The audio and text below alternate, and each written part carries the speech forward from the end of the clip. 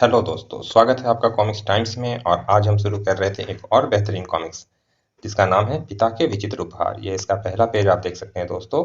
और अभी तक आपने हमारे चैनल को सब्सक्राइब नहीं किया दोस्तों तो प्लीज़ सब्सक्राइब कर दें, ताकि हम आपके लिए ऐसी ही अच्छी अच्छी कॉमिक्स प्रस्तुत करते रहें और आप इंजॉय करते रहें। चलिए शुरू करते हैं बिना समय गंवाए। हेमंत नगर में एक बूढ़ा किसान रहा करता था। उसके 3 बेटे थे। सबसे बड़ा था रंजन, मंझला दुर्जन और सबसे छोटा केशव। केशव कहाँ मर गया, जरा पानी तो ला, कामचोर कहीं का। इधर आ और मेरा सिर दबा। जी अभी आया। रात में। बेटा केशव, मैं जानता हूँ कि तुम्हारे भाई तुम्हारे साथ अच्छा बर्ताव नहीं करते, परंतु मैं क्या करूँ। आप ऐसा क्यों सोचते हैं पिताजी। वे मेरे बड़े भाई हैं, उनकी आज्ञा पालन करना मेरा धर्म है। एक दिन। मेरे बच्चों, मेरा अंतिम समय आ गया है। मेरे जाने के बाद अपना ख्याल रखना। पिताजी नहीं, मेरी अंतिम इच्छा जरूर पूरी करना मेरे बच्चों। मेरी मृत्यु के बाद 3 दिन तक मेरे खेत में रात भर बारी बारी से हल चलाओगे। हे राम। बेचारा किसान चल बसा। तीनों भाइयों ने उसका अंतिम संस्कार कर दिया उसी रात। पिताजी की अंतिम इच्छा का क्या करें, मरते मरते ना जाने किस मुसीबत में डाल गए। कुछ करना होगा। क्यों ना केशव को भेज दें। पिताजी को क्या मालूम कौन आया था। उनकी अंतिम इच्छा भी पूरी हो जाएगी। हाँ, यही ठीक रहेगा। फिर क्या था। जैसी आपकी इच्छा रंजन भैया, मैं चला जाता हूँ। बेवकूफ। केशव तुरंत खेत पर पहुंच गया। ना जाने क्यों पिताजी ने ऐसी इच्छा की। हक हक हक। तभी टन है। केशव ने उस जगह खुदाई की। लब तब गड्ढे में पड़ा तलवार के बीच का हिस्सा, लकड़ी के घोड़े का पिछला हिस्सा और ढाल का एक हिस्सा उसे मिला। सवेरे केशव ने अपने भाइयों को रात वाली बात सुनाई। जो चीजें मुझे मिली थी वह रंजन भैया की है, इसीलिए मैं उन्हें यहाँ ले आए। यह कैसा मजाक है। मजाक भैया, मुझे तो यही मिला था। ठीक है, तुम ही इन्हें रख लो। जैसी आपकी इच्छा भैया।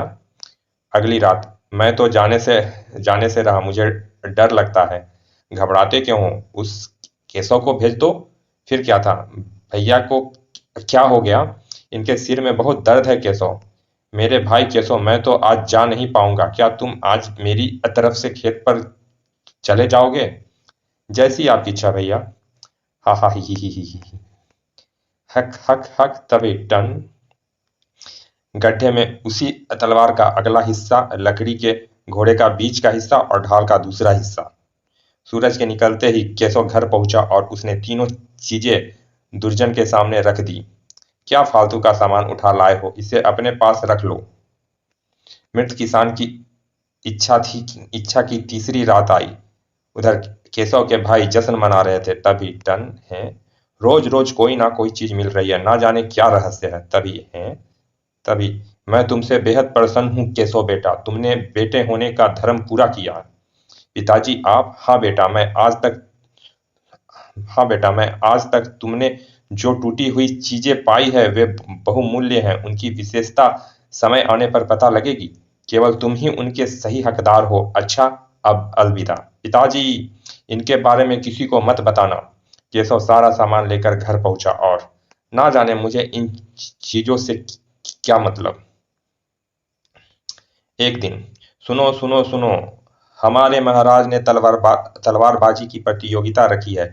जीतने वाले को राजकुमारी का हाथ व राज्य का आधा हिस्सा दिया जाएगा। मैं तो प्रतियोगिता में भाग लूंगा। हो सकता है मैं जीत जाऊं। राज्य का आधा हिस्सा, राजकुमारी का हाथ, वाह। भैया, मैं भी भाग लेना चाहता हूं। तुम तुम क्या करोगे। तुम चुपचाप घर के काम करो, तुम उसी लायक हो। उसी शाम। भैया, मैं लकड़ी लेने जंगल जा रहा हूँ। तभी हा हा हा हा। मैं तुम्हें खाऊंगा। हा हा हा। अरे बाप रे बाप। मैं यह तो मुझे मार डालेगा। कुछ करना चाहिए। हा हा हा। तभी हा हा हा हा। बहुत समय से किसी दानव को नहीं खाया है, आज मौका मिला है। आए। तुम मुझे कैसे खाओगे, मैं तुमको मुट्ठी में मसल दूंगा। बाप रे। शायद तुम मुझे जानते नहीं हो।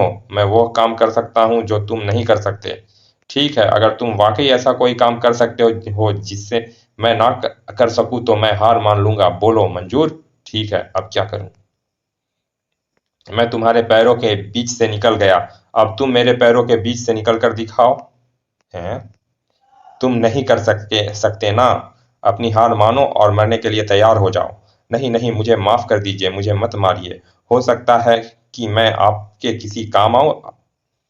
ठीक है, मैं तुम्हें छोड़ देता हूं, पर याद रख, अगर मैं तुझको पुकारूं तो तुरंत आना, वरना। जी जी, बहुत बहुत धन्यवाद। बाप रे, भागो। अगली सुबह। केशव, हम प्रतियोगिता में भाग लेने जा रहे हैं। जी भैया। मेरी किस्मत कितनी खराब है। रंजन व दुर्जन के जाने के पश्चात जोड़कर देखता हूँ। आखिर जुड़ गई। यकायक, अरे यह तो नई बन गई। यह तलवार चमत्कारी तलवार है, इसमें बहुत शक्ति है, इसे न्याय व सत्य के लिए इस्तेमाल करना। अगर मेरे पास ढंग के कपड़े होते तो मैं भी प्रतियोगिता में भाग ले पाता। शायद दानव मदद कर सके। केशव तुरंत जंगल में गया और दानव दानव। आपने पुकारा हजूर। हाँ, मुझे तुमसे एक काम है। हुक्म करें, मुझे बढ़िया कपड़े चाहिए। बस इतना सा काम? आप मेरे दाएं कान से घुसिए और बाएं कान से निकलिए, आपका काम हो जाएगा। हैं? अब मुझे प्रतियोगिता वाली जगह पर ले चलो, जो हुक्म। चलिए दोस्तों, इस कॉमिक का पहला भाग यहाँ समाप्त करते हैं, मिलते हैं इसके दूसरे भाग में। और अभी तक आपने हमारे चैनल को सब्सक्राइब नहीं किया दोस्तों, तो प्लीज़ सब्सक्राइब कर दें, ताकि आपके लिए ऐसी ही अच्छी अच्छी कॉमिक्स अपलोड करते रहें और आप उनका एंजॉय करते रहें। चलिए मिलते हैं इसके दूसरे भाग में, तब तक के लिए धन्यवाद, विदा।